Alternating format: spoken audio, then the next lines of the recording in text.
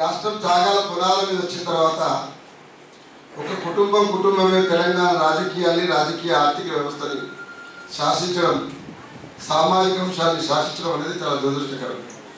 ఎందుకంటే ఎంతోమంది చెరువు శ్రీనివాస్ గారు ప్రజెంట్ చేసినప్పుడు 1,00,000 కోట్ల బడ్జెట్లో 92,000 కోట్ల రూపాయల బడ్జెట్ కేవలం వాళ్ళ మామ, కొడుకు, అల్లుడు ఈ ముగ్గురు చేతుల్లో ఉండేట్టుగా చూసుకున్నారు.